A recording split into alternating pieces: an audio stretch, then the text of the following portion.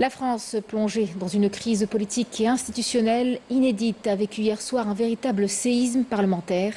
Le gouvernement de Michel Barnier a été renversé par une large majorité à l'Assemblée nationale.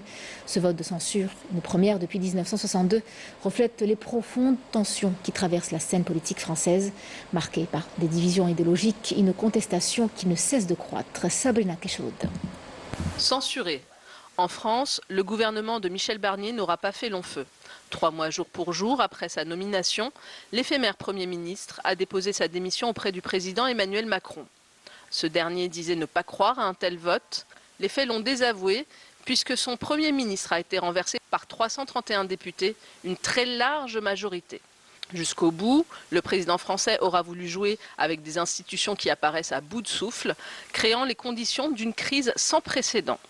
Il a procédé le 9 juin dernier à la dissolution de l'Assemblée nationale, provoquant le vote populaire pour une toute nouvelle législature, le justifiant par la crainte d'une censure du gouvernement d'alors.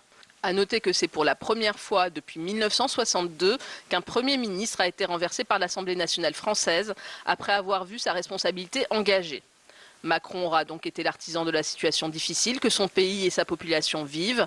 Il est à rappeler qu'il a choisi de nommer un Premier ministre issu des urnes cet été, comptant jusqu'au bout, à l'instar de son Premier ministre déchu, sur les voies d'une extrême droite qui ne cesse d'être nourrie par un discours politique et médiatique islamophobe, anti-migrants et anti-immigrés.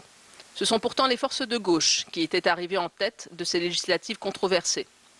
Un tel jeu politique n'est pas sans conséquences. La France n'a notamment pas voté son budget pour 2025, dans un contexte de crise économique qui l'a déclassé auprès de ses créanciers. Les agences internationales de notation ont confirmé ce matin que le départ de Barnier réduit la probabilité d'une consolidation des finances publiques du pays. Emmanuel Macron a annoncé s'adresser ce soir aux Français.